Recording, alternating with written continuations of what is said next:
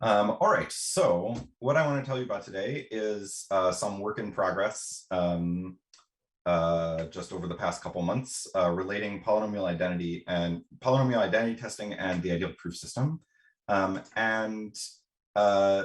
There are sort of two intertwined stories here that I want to tell you. And so at first, I'm just going to tell you those two stories, and then we'll see a bit more how they intertwine. So the first is about polynomial identity testing. So just so we're all on the same page here, this is a decision problem. The input is you're given, a binary Boolean string that describes some algebraic circuit over some field. And you want to know, does it compute the identically zero polynomial? And by the now classic PIT lemma, this is in CoRP.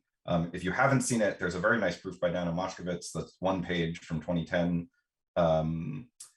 And in 2004, Cabanetz and Impagliazzo showed that derandomizing PIT is equivalent to lower bounds. And there's a nice improvement on this from many of the people who are here. So Marco Carmesino, Impagliazzo, Valentin Cabanetz, and Antonina Kolokolova.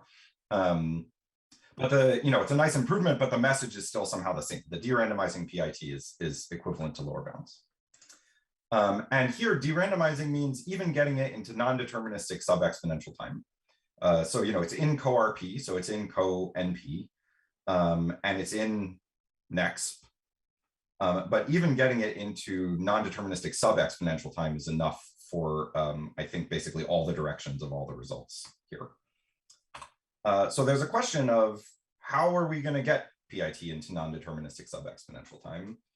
And most of the existing results have the sort of following flavor. So in the original Cabanetz and Pagliazzo paper, they showed that VP not equal VNP, so an algebraic circuit lower bound was enough. We've heard lots of things at this workshop about, derandomizing like all of BPP or all of promised BPP, things like that. Or there's, a whole literature on unconditionally derandomizing PIT for specific algebraic circuit classes, right? But somehow, none of these, except maybe this one, although this seems hard, but it's like, how are you actually going to do this, right? Okay, so that's the first thread. Yeah, let me wait for questions till a little bit later. I mean, if there are questions, stop and interrupt me, but I'll stop at opportune times also. Okay, so the second thread here is from algebraic proof complexity. So one thing, I know there are some experts on algebraic proof complexity here, but there are also some people for whom this is not like your area. So just a little plug here. One thing I like about proof complexity is that it gives us a way of measuring the complexity of individual instances of SAT. You say, I have this proof system, what's the shortest proof that this individual instance is unsatisfiable? And algebraic proof complexity, some people focus on using algebraic techniques for SAT. I like to think about it more in terms of it's studying how hard it is to prove that there are no solutions to systems of polynomial equations. So I give you some polynomials, and you want to prove that they have no common roots over the algebraic closure of whatever field you're in. So this arises very naturally in sort of geometric theorem proving, where you write down the coordinates of all your geometric things, and you want to prove that something can't happen, and that's some polynomial condition. In the proof complexity literature, it arose more in this way, that there's a proof system sort of naturally associated to AC0P called AC0P Fraga. And lower bounds on that proof system are not known, despite the fact that we've had AC0P circuit lower bounds since the 80s. And it's still sort of a mystery. Like, we don't really have a good idea of why this seems to be hard, but it seems to be hard. And so a lot of the algebraic proof complexity stuff was developed as sort of a path towards AC0P Fraga lower bounds. Okay, so this brings us to the ideal proof system, which was originally in two papers of Tony's from the 90s. And then we sort of realized some connections with circuit complexity that garnered more attention to this proof system and subsequent work. And so this is our second strand. So the main theorem we leverage is the Null-Stellensatz, which says if you have a system of polynomial equations that has no solutions, then, so this is f1 up to fk, then there are other polynomials, g1 up to gk, such that the sum of the FIGI is 1, identically as a polynomial. Like this is an equality in the ring of polynomials. And what we're going to do for our proof system is we're going to introduce new placeholder variables, y1 up to yk, for the f's. And so now instead of sort of saying, oh, we have this equality, we can talk about this polynomial. So I've just replaced every f here by a new placeholder variable yi. And this is now just a polynomial in x's and y's. So we say that a polynomial like this in x's and y's is an IPS certificate if, when you plug in the f's for the y's, you get 1. So that's like this condition, right? If I plug in the f's here, I get this. And I also want it to be in the ideal generated by the y's. And that's sort of, but not quite, ensuring that it has this form. Certainly if it has this form, it's in that ideal. And there are some details about going back and forth, but this is the condition you want. Okay. By the way, I should mention the name for this. We have Eric to thank for that, actually. I gave a talk about this when Tony and I were first developing it. I gave a talk at Rutgers, and we didn't have a good name for it yet. And Eric said, why don't you call it the ideal proof system? Because you're proving that 1 is in the ideal of the FIs. And it also has this nice pun. And so that name stuck. So thanks, Eric, for that. Great. Okay, so back to the story here. So for any polynomial in 2 sets of variables, you can say, is it an IPS certificate for these f's or not? And then that's a polynomial. So you can just talk about, the optimum algebraic circuit complexity of that polynomial by whatever measure you want, circuit size, formula size, whatever. And so in this talk, I'll use the shorthand K IPS if we're measuring the size of our certificates by some algebraic circuit class K. So that could be, VP or bounded depth circuits or whatever it is. Okay. And the default, if I don't say anything, will just be algebraic circuit size with no degree bound. You can also do stuff with degree bound. Some things hold, some things don't hold. It's sort of, it's relevant, but it's a detail. Okay, so how do we use IPS for unset? So there's a standard translation from Boolean operations to algebraic ones. So variables are variables. Negation in Boolean operations becomes 1 minus in the algebraic world, and becomes product. And this has the property that if you consider these algebraic things on 0, 1 inputs, they behave exactly as their Boolean counterparts. So the way that we use IPS as a proof system for unset is you say, well, given a CNF, first I'll translate it to a polynomial like this. Then I'm going to also include the polynomials xi squared minus xi, because the solutions to this are just 0 and 1 over any field. So this is forcing my common solutions. This forces my variables to be 0 or 1. Then you use IPS. Now we have an, if the original CNF was unsatisfiable, this together is an unsatisfiable system of equations, and then you win. Okay. And one of the big results of our paper was a connection to algebraic circuit complexity, which you'll see also connects back to PIT, which is that if you get any super polynomial lower bound on any unsatisfiable formulas in IPS, that implies VP not equal VNP, which recall was enough to derandomize PIT. Okay. All right, so the next bit, the next connection to PIT here is about the randomized verification of IPS. So this goes back to Tony's original paper. It says if NP is not in co-MA, then there exist tautologies that require super polysize IPS proofs. And just to connect it back, the conclusion here was precisely the hypothesis that we needed here to get VP not equal VNP. Okay. Right, and I don't know, maybe I don't need to say this, but I'll say it anyways in case someone needs it. If NP is in co-MA, then pH collapses. So, if pH doesn't collapse, then there exist tautologies that require super polysize IPS proofs. And I'm actually going to show you the proof of this because the proof is very relevant to how these two stories intertwine. So the proof is, suppose that all tautologies or all unsatisfiable formulas have polysize IPS proofs. Merlin guesses the polysize algebraic circuit. That's a proof. And then Arthur will verify the an IPS certificate using 2 PIT tests. So the first one is you have the circuit for C, you're given the circuits for the Fs, you plug those in and you check, is this a polynomial identity? And the second one, well, we wanted to check if it's in this ideal, that's the same as saying if I plug in 0 for all the y's, I get identically 0. So this is also a polynomial identity test. And that's it. Okay. And if you want to do it over the complex numbers and you deal with complex constants, you can also do it, but you need the generalized Riemann hypothesis and co-AM instead of co-MA, but it still sort of works the same way. Okay, great. So here we're using PIT to do the verification in our proof system. All right, and this is a little bit unusual as proof systems go. So the original thing, going back to Cook and Grochow, is a Cook-Grochow proof system for a language L has deterministic verification. Namely, you have some polytime verifier such that if you give it pi and x, it returns 1 if and only if pi is a proof that x is an L. And it should be sound and complete. Okay. But the key thing is that the verifier should be deterministic, and in our case, it's not.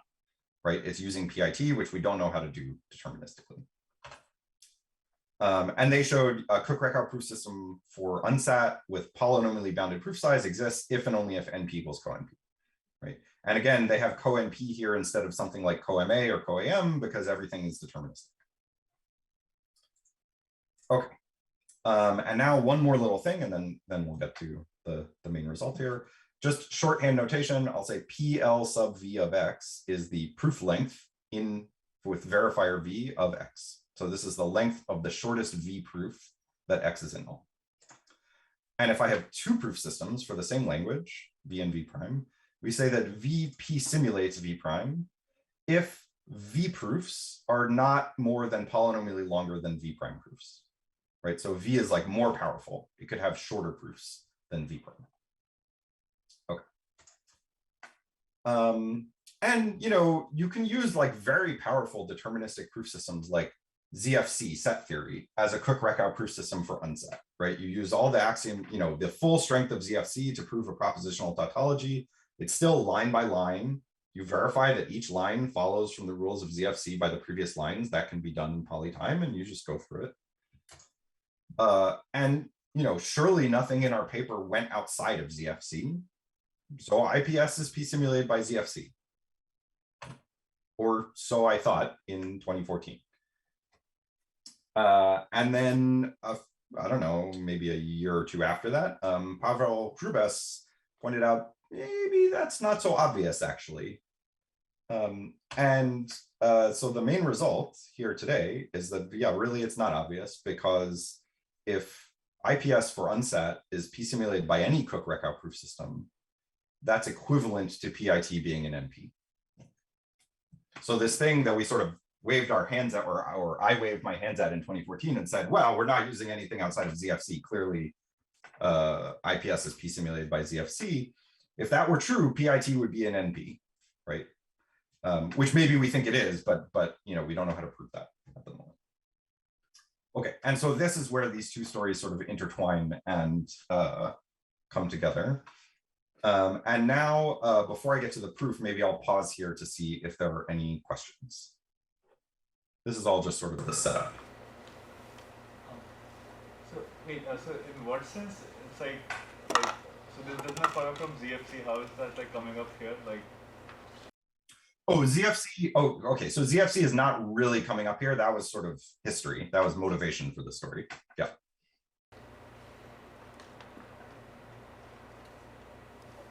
Can you hear me? Josh? Yeah. Hi. I guess one question, it's if and only if, so what does it tell you about classes for which we know PIT? Like, like depth trace circuits, etc.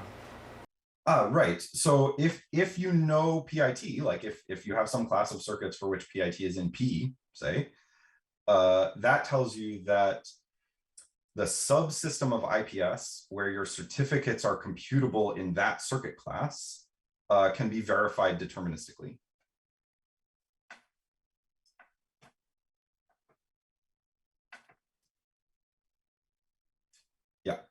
Okay, which was sort of, this was sort of a question in algebraic proof complexity of like, it was sort of weird, it's not verifiable deterministically, how does that relate to these deterministic systems? Well, okay, when you have working PIT, it really is deterministic verification.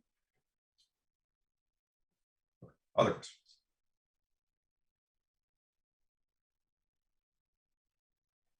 Great.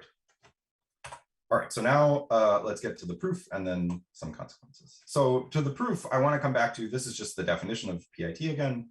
I want to highlight a difference here because this will show up in the proof of, when we say C of X computes the zero polynomial, we mean, in the natural way, at an addition gate, you add the two incoming polynomials. At the product gate, you take the product. Computes the zero polynomial means at the end, all the coefficients are zero. As opposed to being the zero function, meaning for all possible inputs from F, it evaluates to zero. And these two over finite fields are really distinct. So this first one, polynomial identity testing is in co-RP, but evaluating to zero on all inputs from a finite field is co-NP complete.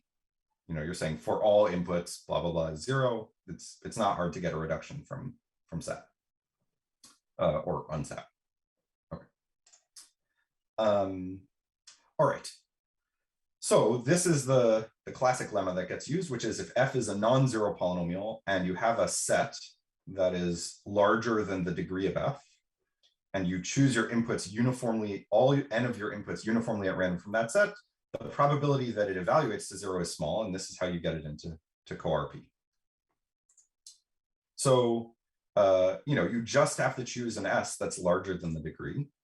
What's the degree of a circuit? Well, if your circuit has bounded fan-in, say fan-in 2, the degree is at most 2 to the size of the circuit. So you need a size S, a set S that's roughly this size. How do you find that? Well, over an infinite field, that's not really a problem, right? It's infinite. You have as big a set S as you want, but you want them to be about this size so that you can describe elements of S using only a number of bits that's, even in this case, in linear in the size of C. Okay. Over a finite field, you may have to move to a field extension to have enough elements. But again, the degree of that field extension is basically like the size of your circuit. And so it's, again, not a problem. Okay. So now we come to the proof.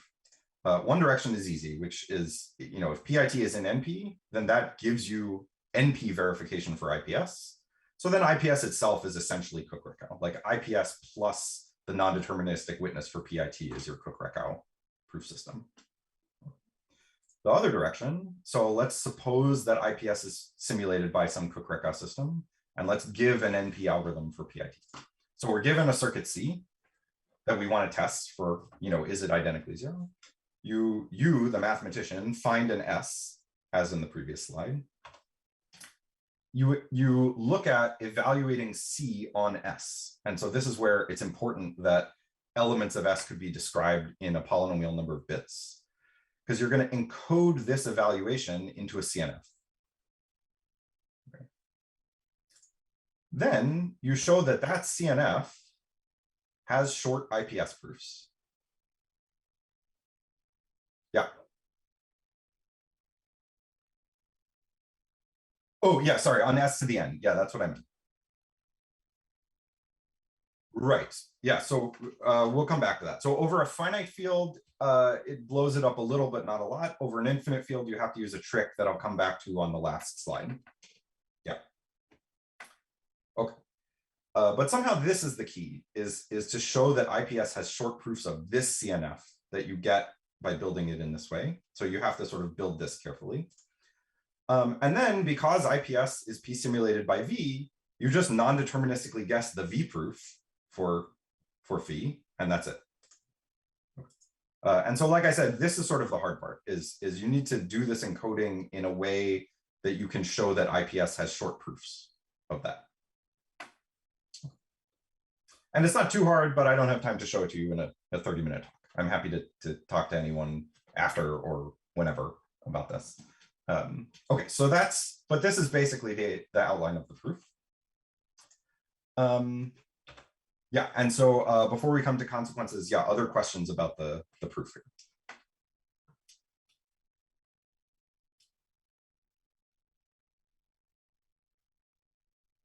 Oh, okay, great. All right, so now consequences, or as I sometimes like to say, let's take a little visit to a place called Truth or Consequences, which is an actual place. I believe they were paid to change the name of the town. It's like named after an old TV show. All right, so consequences. Right, first, I just want to recall or show you one of the classic Cook-Grochow proof systems, which is called Fraga or D-Fraga, where D is a circuit class. It's a line-by-line proof system. Each line is written as a D circuit. You start with axioms that look like A implies A for any D circuit A that you want. And you have standard deduction rules, like if you've deduced A and A implies B, you can conclude B.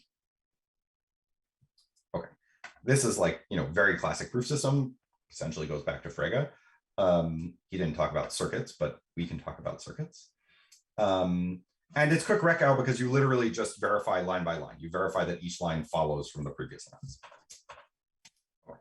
So we get a conditional equivalence between IPS and certain Cook-Grochow systems using some version of PIT. So if K is an algebraic circuit class and D is a Boolean circuit class, essentially what we're saying is if KPIT is sort of provable in D-Fraga, then D-Fraga simulates KIPS. Okay, and what does this mean for PIT to be provable in a proof system? Well, we introduced some axioms that we called the PIT axioms. And the idea is, suppose you have a Boolean circuit pi that actually solves PIT. That's an important caveat. Here are 4 axioms that can all be written down as Boolean formulas. So this is, let me do actually the second one first because it's sort of easier. This one says, if pi says that the encoding of this algebraic circuit C is identically 0, then pi does not say that the encoding of 1 minus C is 0. Right, pretty straightforward. This one lets you permute the algebraic variables. This one lets you substitute little circuits. If these are all identically 0, you can substitute them in here. You can kind of see how this might show up in IPS. And this one is the trickiest one. This one says, if pi says that the encoding of C as an algebraic circuit is identically 0, then when you plug in Boolean variables here, so this is now like a Boolean formula with some additional Boolean variables for the algebraic variables. You're substituting Boolean variables in the formula for algebraic variables in your circuit. Pi should, this should still hold. Pi should still say that this is 0. Okay, and what we showed was if these axioms are provable in D-Fraga, then D-Fraga simulates IPS. Okay. Oh, oops, that was a little, okay. So this actually gets used, essentially. So Lead, Samarat, and Wang a few years later showed that ordinary Fraga, where lines are written in terms of formulas, is QP equivalent to a version of IPS where things are non-commutative, lines are written as formulas, and in addition to the Boolean clauses and the xi squared minus xi, you're also given the commutators as axioms. Okay. And the main idea of their proof was to take, and this gets back to Ilya's question, was to take the Raj-Spilka non-commutative formula PIT algorithm and show that it could be formalized in Fraga. Right. They don't quite prove our PIT axioms, but sort of morally, that's exactly what they're doing. Okay. So back to our thing. Now, given what I've told you today, there's a consequence of this, which is if the KPIT axioms are provable in D-Fraga, then KPIT is in NP because D-Fraga is a Cook-Grochow proof system. Right, and I guess I already said this. So I think that this is sort of the most interesting of these axioms in that a lot of these are kind of automatic. Like, this one, for most PIT algorithms you come up with, it's sort of easy to see something like this, right? Or permuting the variables is almost always like it's baked into the way we do math, that like the ordering of the variables doesn't matter, right? So a lot of these are easy, but this one seems tricky. So to show that PIT is an NP, what can you do? Well, you can find a circuit family that solves PIT, show in some deterministic proof system, any deterministic proof system you like, including ZFC, that this first PIT axiom is true, right? That if pi says this algebraic circuit is 0, it says this algebraic circuit is 0 when all the variables are Boolean. And then show the other PIT axioms, but that seems easy. Okay. And I want to contrast this with the things that we started with, right? So contrast to circuit lower bounds. Here it's talking about VP not equal VNP. There's sort of nothing in sight here because this circuit family, this could be a non-uniform circuit family for PIT. Okay, conditional stronger de-randomization, I think you can just tell, like, this looks different, right?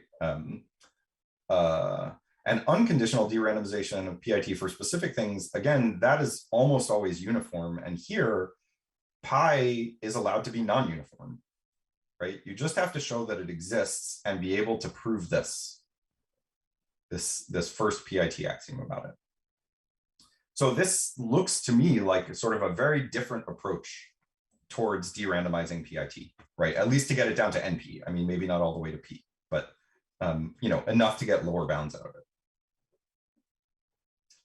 Okay, and so finally, we come to some open questions. So one of these goes back to Ilya's question about, you know, what happens. I think you were basically asking about what happens if you're over the rationals and like the bit size can blow up, right?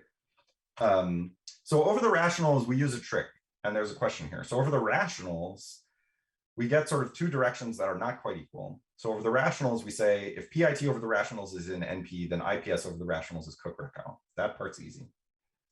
The other direction, though, is if IPS mod primes is Grochow, then PIT over the rationals is in NP, where when you have a circuit over the rationals, the prime that we use is something like 2 to the size of C. So we take it mod a prime, and that prime has to have certain properties, but you don't know which prime it is ahead of time, right? So there's a question here that I think has not really been looked at.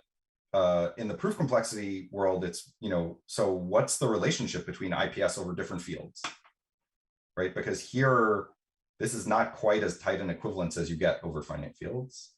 And in the PIT literature, I think this also hasn't been studied, which is what's the relationship among PIT over different fields, right?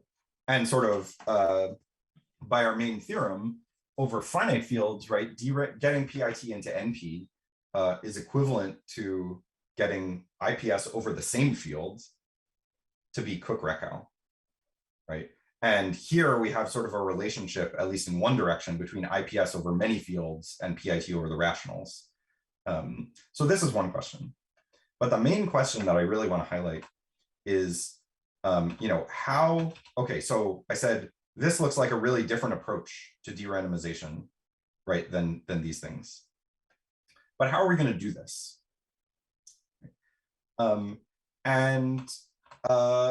In some sense, the key thing that's missing is to really understand properties of these polynomial systems that you get by starting with Boolean equations and translating them into polynomial systems. And one thing to note here is there are some lower bounds known on IPS for restricted circuit classes. All of them are for equations that are not translations of Boolean formulas.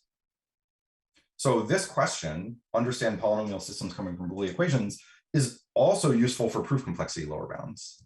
That like we just have some, I don't know, very poor understanding of the properties of polynomial systems that come from Boolean equations and how to use those to do just about anything. And so if I had to pick one question to come away with, it would be this one of, you know, this has many uses and we understand it very poorly. And so it seems like, you know, there should be, it should be a fertile ground for exploring new ideas. And I think, yeah, that was everything I wanted to say. So I will leave it at that. Thank you. Thank you.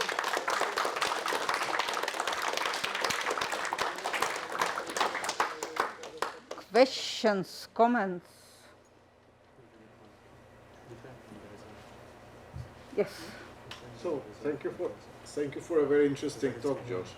But to follow up on your last question, when you say understand polynomial system from Boolean equations, so basically what you want to do, you want to set up a Boolean system and then solve it, like arithmetize it and solve it and see what it looks like. Is that what you mean? So the first part is right, like start with a Boolean, start with say an unsatisfiable CNF and arithmetize it. What do I mean by understand? Well, yeah, some of it is about solving it. Some of it is questions about, you know, even for unsatisfiable systems of equations, there's still some geometry to them. So like if you remove, say, one equation to make it satisfiable, right? You get some variety. And if you do that in all possible ways, you get like m different varieties whose intersection is empty. You know, we understand almost nothing about these things. Like, you know, you can also ask even things sort of slightly beyond polynomial calculus of you know, sort of depth 3 IPS kind of questions. For systems coming from Boolean equations, we know almost nothing. There was a recent paper that was in Pagliazzo, Muli, Pitasi, where they make some progress towards this, but for say general depth 3 circuits, we don't know. Yeah, so it kind of feels like anything you could learn about the way systems of polynomial equations that come from Boolean tautologies behave would be interesting and potentially useful. Yeah.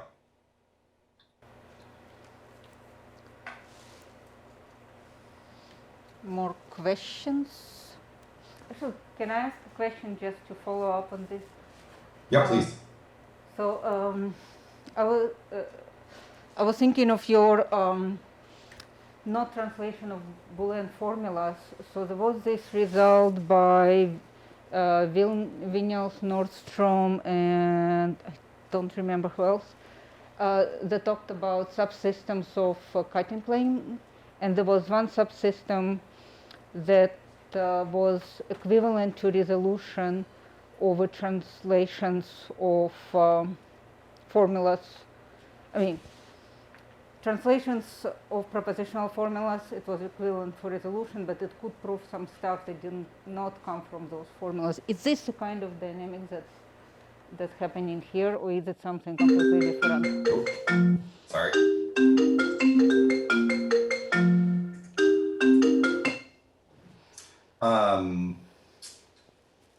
So let's see.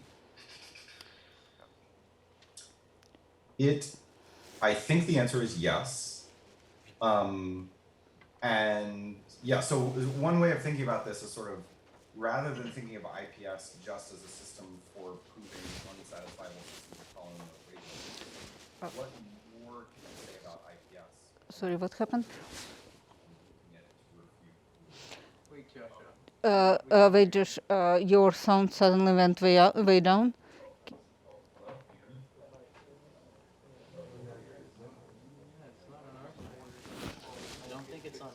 I don't think it's on our side. On his side, it's going to be super loud in a second. So. Okay.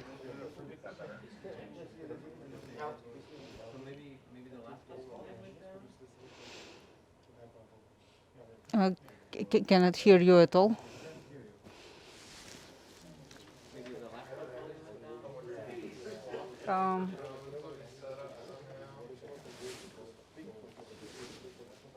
He did just get a phone call, so the phone call might have hijacked a microphone on John's Oh, that's what.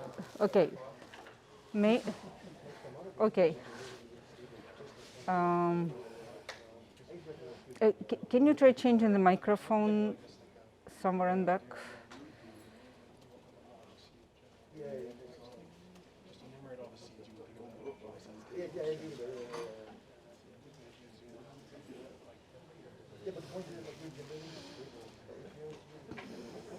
Hello? Hello? Okay, now we can. Perfect. Great. Okay, great. Yeah, yeah, sorry. So I was saying, I think it maybe is similar, and maybe another way to put it is, it's sort of the difference between looking at IPS as a proof system for refuting unsatisfiable systems of polynomial equations in general versus specifically as a proof system for tautologies. Right, and we don't really understand sort of the difference between those in some sense. Yeah. Oh, that's cool. Thank you. More questions, more comments. Okay, thank you so much, Josh, and everybody. All right, thank you, everyone.